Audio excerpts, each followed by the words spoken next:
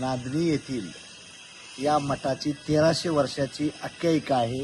1300 वर्ष हे गाव फेमस असलेला नांदणी मठ आहे आणि ते जैन परंपरेच्या अनुसार मुंगीला देखील न्याय द्यायची भूमिका ह्या जैन परंपरेत आहे। तिथं नांदणी मठ आहे। त्या नांदणी मठाचं एक 100वे वर्ष चालू होत आहे। शांतिगिरी महाराज इथं प्रथम मुनी होऊन गेले।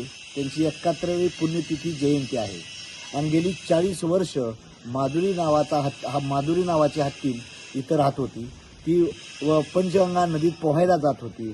तिथले 20-25 गावातली लोक सर्व शेतकरी बांधव तिच्यावर प्रेम करत होते, लेकीप्रमाणे, बहिणीप्रमाणे, आईप्रमाणे। तर गेल्या 1 वर्षापूर्वी तिथून माधुरी हत्तीला वनतारामध्ये नेण्यात आलं। तर कोर्टाच्या निकालानं, हायकोर्टाचा निकाल, सुप्रीम कोर्टाचा निकाल, माधुरीला पुन्हा त्या गावात आणलं पाहिजे नांदणी मठात।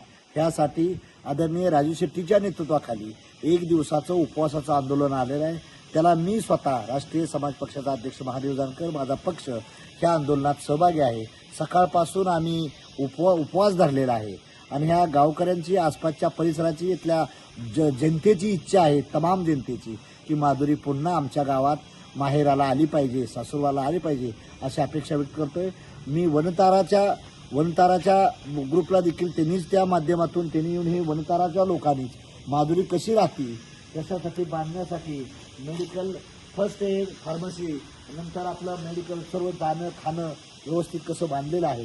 तर त्यांना माझी हाय पॉवर कमिटीला विनंती आहे की forest department of centre, forest department of the Maharashtra government आणि ती कमिटीच्या ज्या 3 सदस्य बॉडी आहे त्या कमिटीनं येऊन लवकरात लवकर त्यांचा अहवाल देऊन ह्या माधुरी 13 सप्टेंबरच्या अगोदर नांदणीला यावी हीच राज्य आणि केंद्र सरकारला नम्रतेचं आव्हान करतोय मी।